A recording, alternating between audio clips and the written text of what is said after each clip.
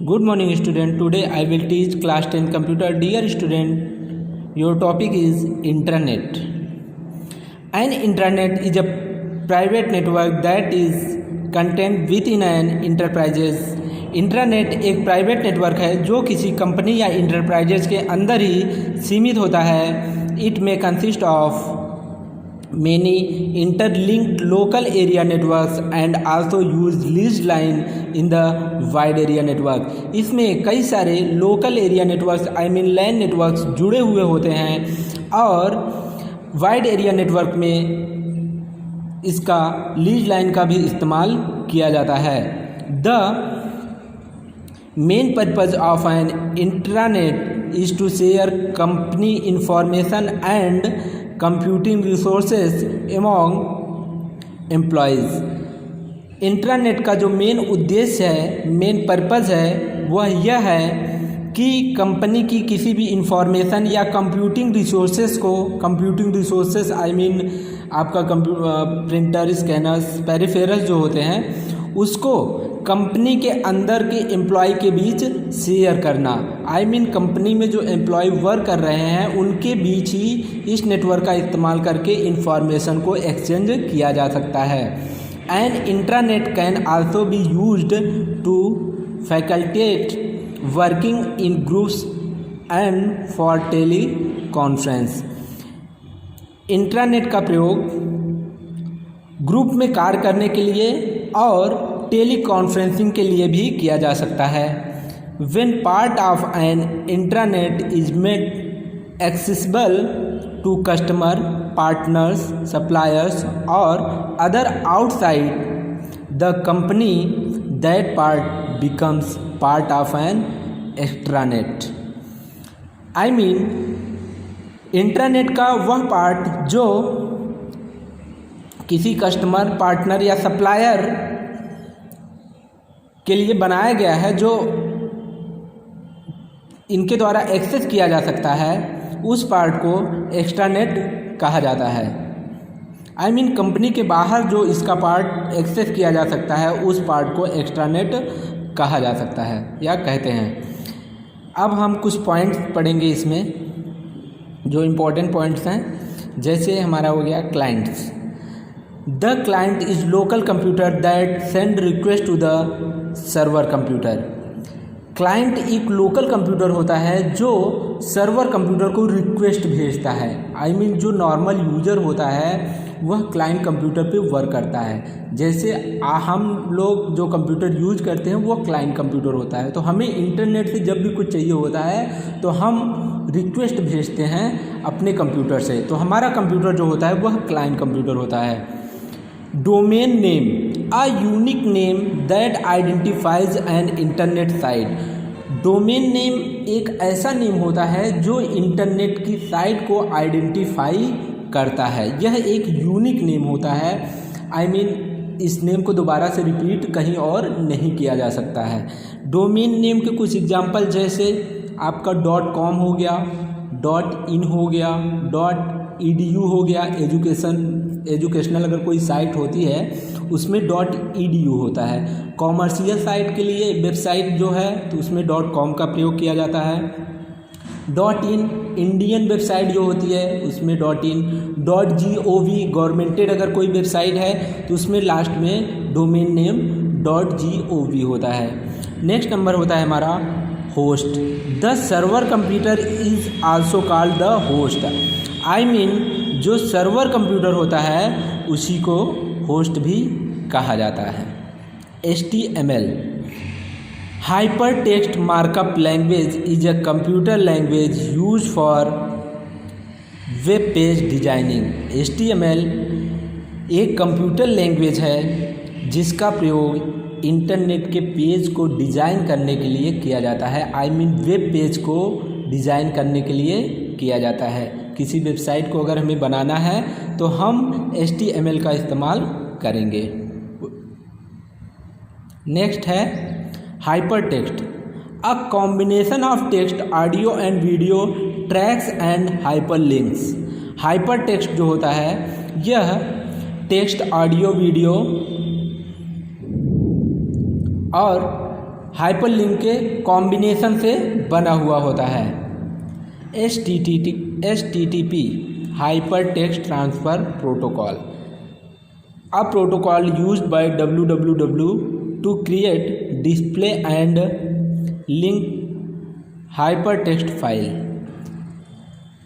HTTP एक तरीके का प्रोटोकॉल्स है जो किसी हाइपर टेक्स्ट को क्रिएट, डिस्प्ले या लिंक करने के लिए www के द्वारा यूज किया जाता है। नेक्स्ट है हमारा internet service provider, ISP, a company that provides an internet connection. ISP का मतलब एक ऐसी कंपनी जो हमें इंटरनेट की सर्विस प्रोवाइड करती है, वह कंपनियां ISP कंपनियां होती हैं। तो ISP कंपनियों को कुछ एग्जांपल जैसे आपका वोडाफोन हो गया, एयरटेल हो गया, STML हो गया,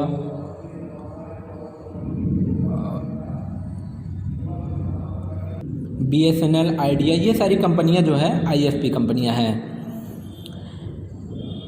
protocols, a set of rules followed by computers when the communicate with each other.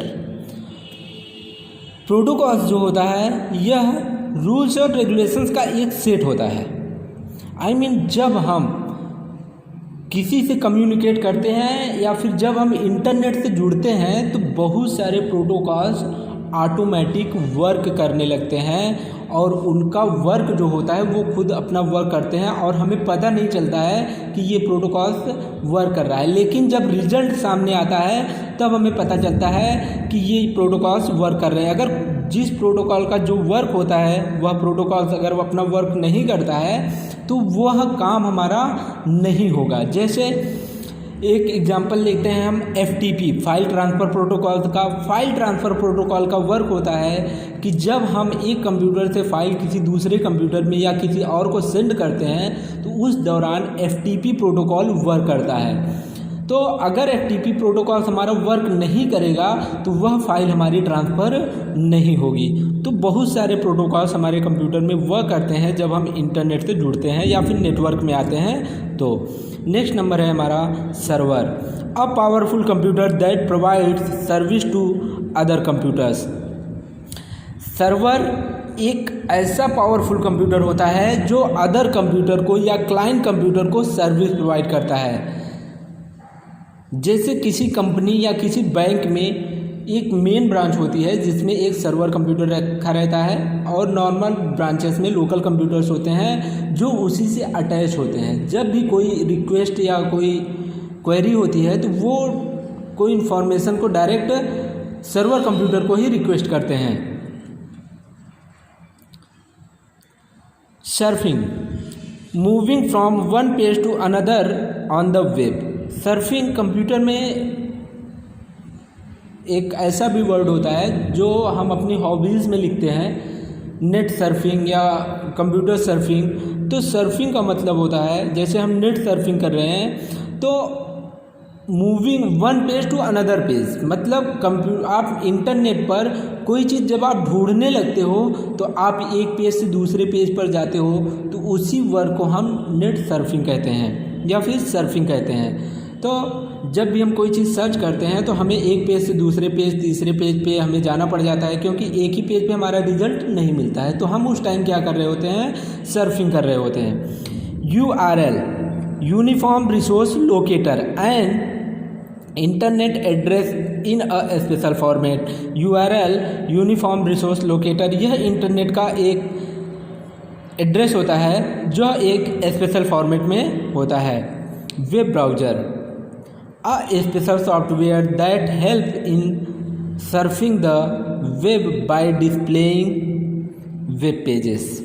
Web browser एक सॉफ्टवेयर होता है जो आपको इंटरनेट सर्फिंग करने की परमिशन देता है, इंटरनेट चलाने की परमिशन देता है। अगर आपके कंप्यूटर में वेब ब्राउज़र नहीं है तो आप इंटरनेट नहीं चला सकते। जैसे हमें अगर कोई PDF कुछ राइट करना होता है तो हम राइटिंग का कोई एप्लीकेशन ओपन करते हैं जैसे MS वर्ड या वर्ड पैड, कोई भी एप्लीकेशन राइटिंग के लिए हम ओपन कर लेते हैं, फिर हम उसमें राइटिंग करते हैं। उसी तरीके से जब हमें नेट पे कोई काम करना होता है तो उसके लिए हमें एक ब्राउज़र की ज़रूरत होती है, जो कि हमारे कंप्यूटर में कुछ ब्राउज़र्स डिफ़ॉल्ट रूप से रहते हैं और कुछ हम थर्ड पार्टी ब्राउज़र्स भी अपने कंप्यूटर में रखते हैं। तो ब्राउज़र एक तरीके का एप्लीकेशन सॉफ्टवेयर्स होता है जो हमें वेब पेज एक्सेस करने में हेल्प करता है। Web page, an electronic page or document on internet that display information in the format of text, image, videos, animation, etc. Web page internet पर अवेलेबल एक इलेक्ट्रॉनिक पेज होता है या document होता है जो हमें किसी भी इंफॉर्मेशन को टेक्स्ट, इमेज, वीडियो या एनिमेशन के रूप में दिखाता है। Website, collection of related web page located on a web server. I mean web page के कई सारे कलेक्शंस को,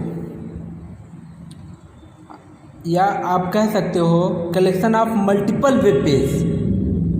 कई सारे वेब पेज जब आपस में मिल जाते हैं तो उससे एक वेबसाइट जनरेट होती है।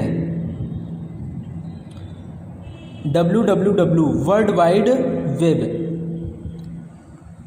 N interconnected set of hypertext documents located throughout the internet. www hypertext document का एक इंटरकनेक्टेड सेट है जो इंटरनेट के माध्यम से दिखाया जाता है या शो करता है। नेक्स्ट है हमारा ब्लॉग।